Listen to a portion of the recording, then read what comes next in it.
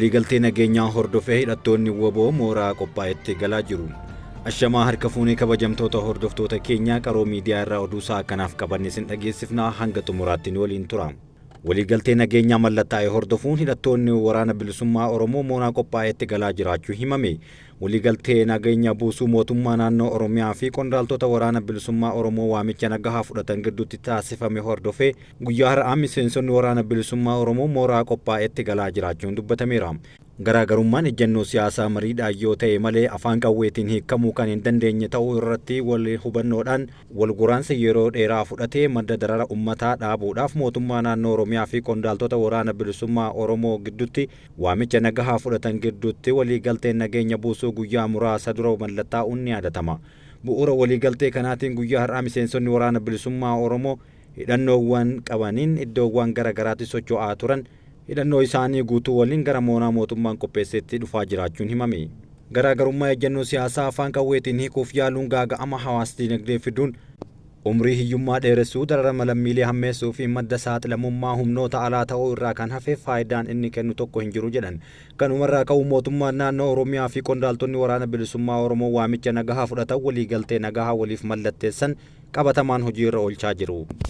Seeftineetii misoomawwan wabii nyaataa mirkaneessuuf gumaachaa jiraachuu himame. Sagantaa seeftineetii misooma baadiyyaa wabii nyaataa lammiilee mirkaneessuuf tattaaffii taasifamuun gumaacha taasisaa jiraachuu ministeerri qonnaa beeksise. Sagantaa seeftineetii misooma baadiyyaa marsaa 5ffaa bara 2016 raawwii kurmaana jalqabaa bara 2017 fi kallattii fuulduree sagantichaa marsaa 6ffaa irratti qaamolee dhimmichi ilaallatu waliin mari'atameera. Waliigalticha irratti ministeera qonnaa Dr. Girmaa Amanteen akka jedhanitti sagantichi wabii nyaataa lammiilee mirkaneessuuf tattaaffii taasifamu keessatti gumaacha taasisaa jira jedhan.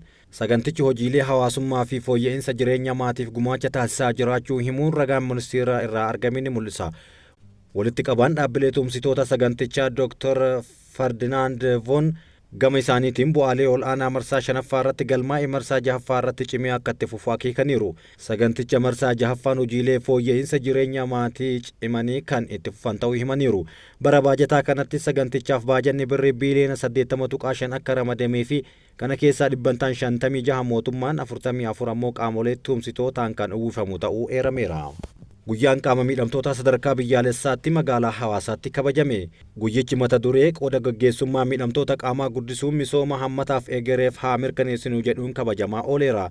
Pirezidaantiin naannoo Sidaamaa obbo Dastaa Leedaamoo ministeerri dubartootaa fi dhimma hawaasummaa Dr. Ergoogee Tasfaayee ayyaana kanarratti argamaniiru. Akka biyyaatti hojiiwwan qaama miidhamtoota hirmaachisuuf hojjetamaa jiran gaarii ta'anis hojiileen hanga ammaa barbaadamu loogii fi qollifachuu irraa walaba taasisuun cimsanii akka itti fufu barbaachisaadha jedhan. Hojiilee barnootaa, hojii odeeffannoo, tajaajila fayyaa, sagantaalee misoomaa, geejjibaa fi kan kana fakkaatan irratti hammatamummaa fi hirmaachisummaan hojjetaa jiran cimsanii akka itti fufan gabaafameera. Itiyoo Telekoom kaampaanii Telekoomii Jibuutii fi Suudaan waliin waliigaltee mallatteesse. Itiyoo Telekoom Telekoomii Jibuutii fi garee kominikeeshinii Suudaan walitti hidhamiinsa Telekoomii daangaa ce'uu qooda murteessaa kan qabu Inisheetiivii Horaayizan Faayibar Konneektiivitii waliin hojjechuuf waliigaltee mallatteesseera. Inisheetiivichi Afrikaanota Telekoomii walitti hidhuuf gaanfa Afrikaa, Eeshiyaa, Awurooppaa fi addunyaa hafe waliin walitti fiduuf kan kaayeffatedha jedhame. Hojii raawwachiiftuun olaanaan Itiyoo Telekoom Fireehiwoot Taammiruu akka dubbatanitti Inisheetiivichi keebilii lafarra diriiruun walitti hidhamiinsa Telekoomii daangaa ce'uu mijeessuudha jedhan. Waliigaltii kana hojjechuuf operaashinii Suudaan bu'uura misoomaa qaban qindeessanii akka fayyadaman ibsaniiru. Waliigaltichi galma 2030tti Afrikaa dijitaalaa dhugoomsuuf walitti hidhamiinsa ardii cimsuun gumaacha gaariidha jedhan. Inisheetiivichi sararoota bu'uura qabeessa odeeffannoon ittiin diriirfamuu dhiheessuu suphaa si'ataa gochuun addaan ciccituu neetworkii hir'isuuf galma kan godhatedha jedhan. Magaalaa Finfinneetti hoteelonni yaa'ii dureewwan gamtaa Afrikaa keessummeessuuf qophii taasisaa jiraachuun dubbatame. Hoteelonni yaa'ii dureewwan gamtaa Afrikaaf dhufan keessummeessuuf qophii taasisaa jiraachuu waldaa abbootii qabeenyaa hoteelota magaalaa Finfinnee beeksiseera. Pirezidaantiin waldichaa Aadde Asteer Salamoon hirmaattota yaa'ichaaf akka himanitti keessummootaaf haala dandeessisuu irratti mariin geggeeffameera. Haaluma kanaan haala duudhaa fi safuu Itoophiyaa mul'isutti tajaajila kennuuf qophii barbaachisaan ta'ee ka'ee galaa jira jedhan. Akkasumas tajaajila Telekoomiin deeggarame kennuufis hojjetamaa jiraachuu Aadde Asteer Salamoon dubbataniiru. Namoota shamarree Mahaaleet ajjeesan irratti murtiin du'aa murtaa'e. Naannoo Tigraayitti manni murtii giddugaleessa magaalaa Maqalee shamarree Mahaaleet Taklaay irratti yakka ajjeechaa namoota raawwatan irratti murtii kenneera. Shamarreen ol guddattuun umriin ishee waggaa 16 taatee fi jiraattuu magaalaa Adwaa turte Mahalee Taklay akka lakkoofsa Itiyoophiyaa bitootessa 10 bara 2016 osoo mana barumsaa deemaa jirtuu butamtee waxabajjii 12 bara 2016 ajjeefamtee argamuun ishee ni yaadatama. Akka TV'n naannichaa gabaasetti himatamaan tokko morma ishee hudhee qabuun himatamaan lammaffaan ammoo bajaajiin fuudhee deemuun hidhaa kopheetiin daqiiqaa 30 gadirsanii akka ajjeesan abbaan alangaa magaalaa Maqalee ibseera. Himatamaan tokko ajjeechaa kana erga raawwateen booda hojii akka gale ajjeesanii erga awwaalanii booda ammoo abbaa intalaa obbo Taklay Girmaayin birrii miliyoona 3 akka kaffalu gaafataniiru. Himatamaan lammaffaan himatamaa tokkoffaan qixa yakka kanaa keessatti tumsa gochuu abbaa alangaa waan ibseef ajjeechaan kun ammoo gara jabinaan kan raawwatamedha jechuun mana murtiif ibseera. Ragaa abbaa alangaa dhiyeesseen kan qoratame manni murtichaa himatamaa tokkoffaa du'aan himatamaa lammaffaa ammoo hidhaa umrii guutuun akka adabaman murtii dabarseera. Waggoottan lamaan darban keessa naannicha keessatti yakkaawwan wal fakkaataa waan mudataniif warra yakka akkasii kana raawwataniif tarkaanfiin fudhatame itti gaafatamummaan akka jiraatu uummanni gaafachaa tureera. Waraana naannoo Tigraayitti geggeeffame hordofee yaaddoon nageenyaa fi tikaa olaanoon uumamuun kan ibsu yoo ta'u magaalota naannichaa hedduu keessattis yakkeewwan qindaa'anii fi hidhannoowwan deeggarame mudachuu odeeffannoon poolisii naannichaarraa argame ni mul'isa. Oduu biraatiin keellawwan seeraan alaa 283 guutuu biyyattiitti akka argaman ibsame. Keellawwan akka kaafamanii fi mootummaan murteessuus sababoonni garaagaraa barbaadamuun keellawwan seeraan alaa 283 sadarkaa biyyattiitti babal'atanii akka argaman ministeerri daldalaa fi walitti hidhamiinsa naannawaa Kaasahuun Goofee ibsan. Ministeerichi muddee 3 bara 2024 mana maree bakka bu'oota uummataatti dhihaatanii gaaffilee miseensota mana marichaa irraa ka'aniif deebii kennaniin keellawwan 283 saffisa loojistiksii fi sochii oomishaalee daangessan sadarkaa biyyaatti akka argaman himaniiru. Keellawwan seeraan alaa kunneen sochii bilisa oomishaalee fi saffisa loojistiksii kan daangessan ta'uus himaniiru. Fooyya'insa diinagdee erga eegalamee hanga ammaatti guyyuu to'annoo fi hordoffiin gabaa geggeeffamaa jiraachuu kan himan ministeerichi baatiiwwan 5 darban daldaltoota qaala'insi jireenyaa akka hammaatu taasisan 105 irratti tarkaanfiin fudhatamuu ibsaniiru. Baatiiwwan darban zayitii nyaataa litirii miliyoona 200 ol firankoo vaaluutaan alarraa galfamuun gabaaf dhiyaachuu himaniiru. Oduu alaatiin tapha kubbaa miilaan wal qabatee hokkorri istaadiyeemii Giinii keessatti ka'ee namoota hedduu galaafate.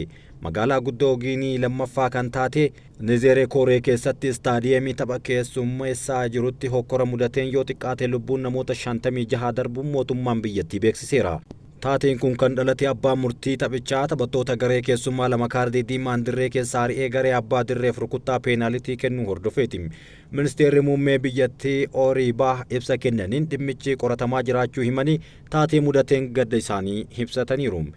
Hospitaala keessaa hamma ijji namaa arguu danda'utti reeffaan guutameera jechuun doktoroonni himaniiru. Kutaan reeffaa waan guuteef daandii namni irra deddeebi'u irra reeffi akka jirus itti dabalanii himaniiru. Miidiyaa biyya keessaa akka gabaasetti deeggartoonni garee keessummaa murtee abbaa murteetti aaranii dirree dhagaan darbatan poolisiin gidduu seenee aara nama boochisu dhukaasee ture jedhan.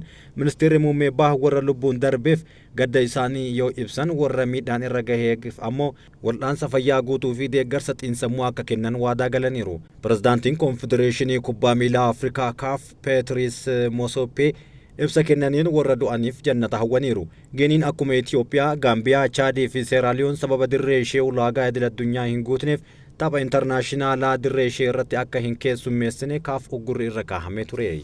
Tiraamp akka jedhanitti namoonni Gaazaa booji'aman yeroo dhihootti yoo gadi hin hiikamne baha giddugaleessaa keessatti rakkoon cimaan akka uumamu dubbataniiru. Warri gocha hammeenyaa kana raawwatan seenaa Ameerikaa keessatti yeroo kamiyyuu caalaa haleellamuu danda'u jechuun dhaadataniiru. Hamas namoota booji'aman gadhiisuuf walii galuu isaa dura dhukaasa dhaabuufis waraanni Israa'el Gaazaa keessaa akka bahuu gaafatee jira.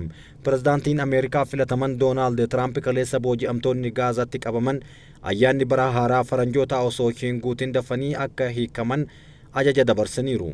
Hamas bara 2023 Israa'el irratti haleellaa gurguddaa kan raawwate yoo ta'u, lammiilee Israa'el fi Ameerikaa lama qaban dabalatee namoota 250 ajjeeseetiin jira. Lammiileen biyya alaa fi Israa'el 101 Gaazaa keessatti hidhaman keessaa gara walakkaa lubbuun akka jiran ni amanama. Filannoo baatii onkololeessaan booda Tiraamp hiree namoota booji'amanii ilaalchisee yaada ifaa ta'e kennaniin Gurraan dhala 20 bara 2025 yeroon pirezidaantimmaa Ameerikaa ta'ee aangoo fudhadhu dura warri booji'aman kun yoo hin hiikamne baha giddu galeessaa keessatti rakkoon guddaan ni uumama jedhan. Hamaas namoota booji'amtoota kana gadhiisuuf walii galuu isaa dura waraanni dhaabbatee Gaazaa keessaa akka bahuu gaafateera. Ministeerri muummee Israa'el Beniyaamin Netanyaahuu hanga Hamaas diigamee kana booda Israa'eliif balaa hin taanetti waraanni kun kan itti fufu jechuun ibsaniiru. Waraana Israa'elii fi Hamaas ji'oota 14f geggeeffameen namoonni booji'aman 33 akka ajjeeffaman Hamaas kaleessa beeksiseera.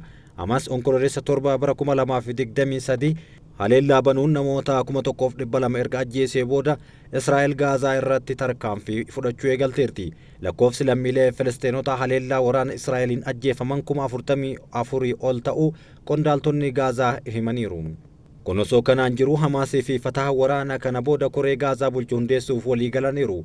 Humnoonni Falasxiin wal morkan lamaan Masriitti walii galtee kana irra gahaniiru. Israa'el bara 2007 irraa eegalee Gaazaa bulchaa kan ture Hamaas xumura waraana kanaa keessatti gahee tokkollee akka hin qabaanne irra deddeebiin dubbatteerti. Hamaasii fi paartiin Fataha pirezidaantii Mohammud Abbaas marii Masrii keessatti godhameen walii galtee kanarra gahuu dubbataniiru. Marii Kaayirootti gaggeeffame kana keessatti namoota beekamoo miseensa dhaabbatichaa hin taane 10 hanga 15 bakka bu'oonni humnoota lama koree humna hammatee hundeessuuf mallatteessuu isaanii Ajaans Firaans Pirees gabaaseera.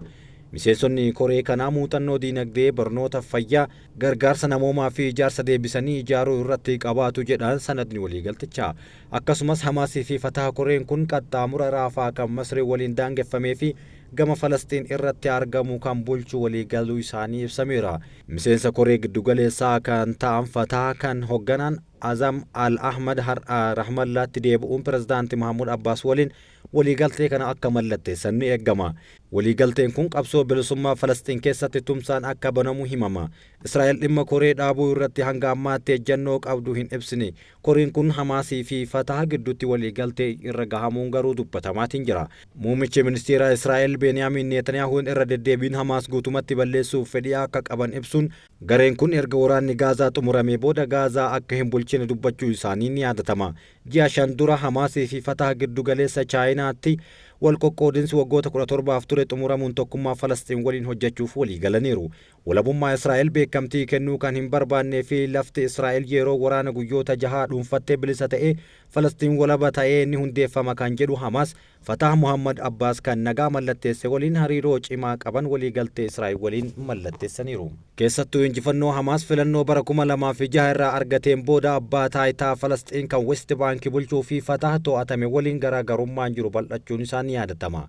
Israa'elii fi michoonni ishee warra dhihaa qabsoo walabummaa Falastiin gama lamaatti qooduun Hamaas irratti shororkummaa labsuun Fataha kan West Baankii bulchuuf beekamtii idil-addunyaa kennuun himatamaa turaniiru. Waliigaltee Beejing ji'a waxabajjii kan mallattaa'e yoo ta'u dorgomtoonni lamaan wal dhabdee waggoota dheeraaf ture furuuf walii galaniiru. Kabajamtoota hordoftoota Qaroo Miidiyaa oduun ammaaf qopheeffanne kan hanga ammaatti ture oduu waliin kan isin waliin ture Anamiin Shubbiseetii waan nu dhageeffattaniif galatooma.